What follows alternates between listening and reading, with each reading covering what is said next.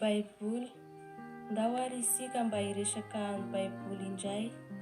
Voasoratra teo anelanelana taona arivo talohan'i Kristy sy taona 520 taorian'i Kristy. Tamin'ny taona rehetra nosoratana azy. Raha hoantsika ary nosoratana ny Baiboly dia hataontsika inona tokoa moa ny boky. Mazava ho azy fa ho vakiana toy ny sakafo hohanina araka izany, tsy natao ho tahirizina ao am-bata na any amin'ny ambany ondana ny Baiboly fa natao ho vakiana. Koa saina fa Tenin'Andriamanitra voaraikitra an-tsoratr'olombelona ny Baiboly, natao antsika sy ny famonjenantsika.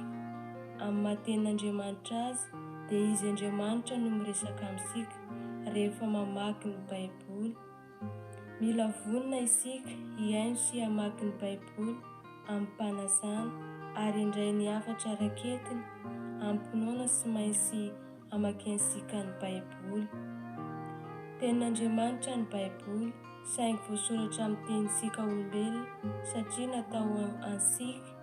Ny soratra masina no manambara izany araka ny voalazan'ny masinday Paoly ao amin'ny taratasiny Romanina. Ary izay rehetra voasoratra tao aloha dia natao fianarantsika mba hananansika fanantenana amin'ny fandeferana sy fanalana alahelo amin'ny soratra masina.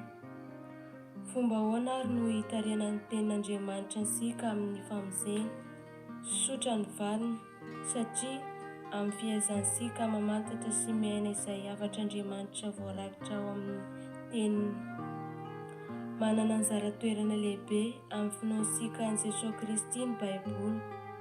Izany indrindra no nahatonga ny fiangonana miainga ao amin'ny fanolovan'ny fanahy masina hanokana ny taona 720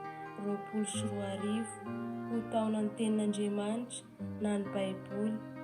Nosokafana tamin'ny 1 Desambra 720 ity taona manokana ity ary ho faranana amin'ny 30 Septambra izao. Mila amin'ny fifantohana sy fifandalinana bebe kokoa izany fankalazana izany. Eny, fanadia voakasika ny valanaretina Covid-19 aza ny fiombonantsika vavaka any am-piangonana sy amin'ireo lasapelle amin'ny Eukaristia masina. Ifarana 30 Septambra izao fankalazana ny masinday Jerôma taonan'ny Baiboly. Nefa ny famakinany sy fitozoantsika hiaina ny soratra masina dia mitohy hatrany fiainana ho antsika ny Tenin'Andriamanitra, ka andeha isika hiaina sy hanovo ny herim-panahy ao amin'ny Baiboly ho entsika hamakivaky ny andro rehetra.